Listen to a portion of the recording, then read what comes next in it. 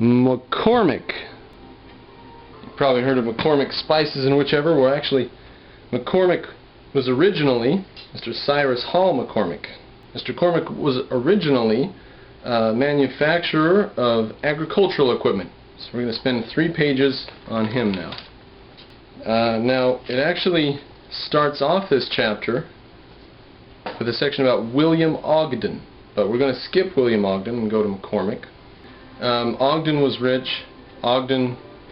Magnate Ogden found time for other things than railroads and banks and real estates. Into his office one day came a fringe-bearded man from Virginia who said he was Cyrus Hall McCormick.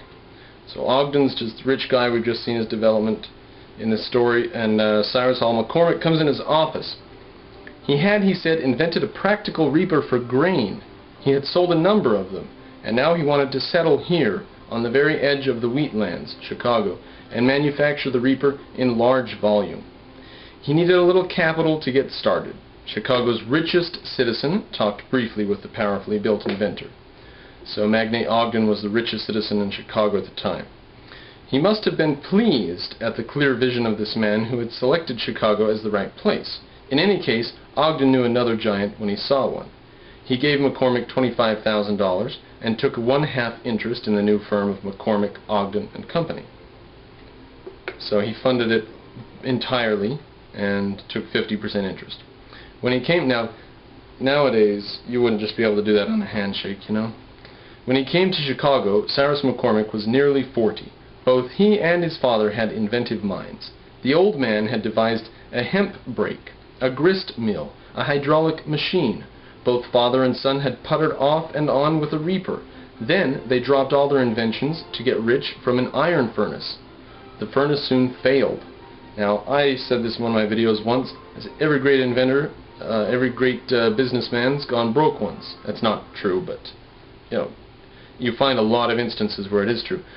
So they drop everything and go into this iron furnace thing. The furnace failed. Cyrus turned again to the reaper, improved it, got a patent, and made and sold a few of them locally. His next move turned out badly. He went through the Midwest and arranged for manufacture of his reaper in a number of cities, a sort of license agreement. But 2 years of this showed McCormick his mistake. The licensed makers of this machine did shoddy work, the reapers did not perform well, and McCormick's reputation was injured.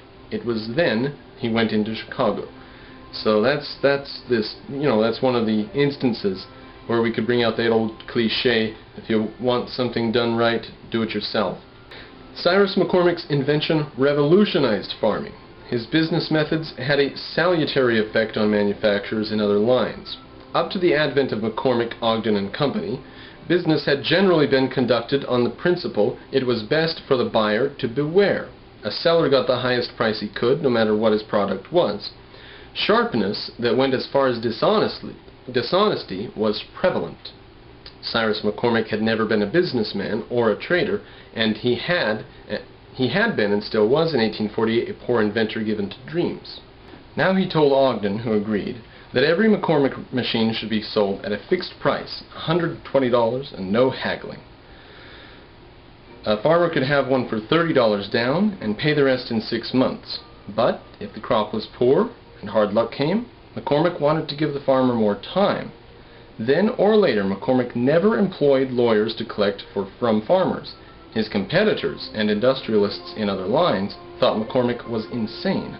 All of them maintained batteries of attorneys specifically for scaring the daylights out of the tillers of the soil, who were likely to be slow about paying. And they told each other that McCormick was certain to be left holding the bag. They were fantastically wrong. From the first, McCormick reapers were sold and went out of the new plant as fast as they could be made. 3 years later, they were moving and binding grain in every state where grain was grown in any volume. Competitors to the number of at least 30 had tried to get in on this good thing. McCormick mowed them down as neatly as his machine laid the wheat. When, in *49, it seemed as if every footloose man east of the Mississippi was on his way to the gold fields of California. Now here's a question. In America, we've never had famine, ever.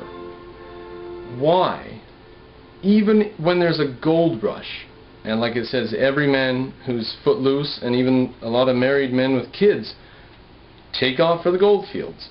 Why wasn't there famine even then? Now, the gold rush was a massive opportunity for McCormick. McCormick hurriedly got out big posters warning the farmers to order their reapers early if they wanted one. Labor was going to be scarce come harvest time, and one McCormick machine did the work of 10 strong fellows. So he puts up these posters. There's not going to be many people around. Get a machine to do it if you don't have one already. Orders continued to roll in. McCormick now set up 19 assembling plants as strategic places in the Mississippi River Valley. Farmers, he knew, were slow to make up their minds about buying a machine. More than half of them were prone to wait until the grain was almost ripe before ordering one. Now, I don't think that's because they couldn't make up their mind. I think that's because in agriculture, capital is tight, and you don't buy a reaper in the spring that you're not going to use until the middle of summer or even in autumn.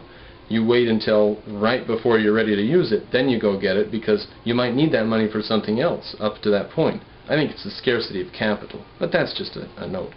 From these original warehouses, McCormick machines could be assembled as needed and rolled out into the nearby fields without delay.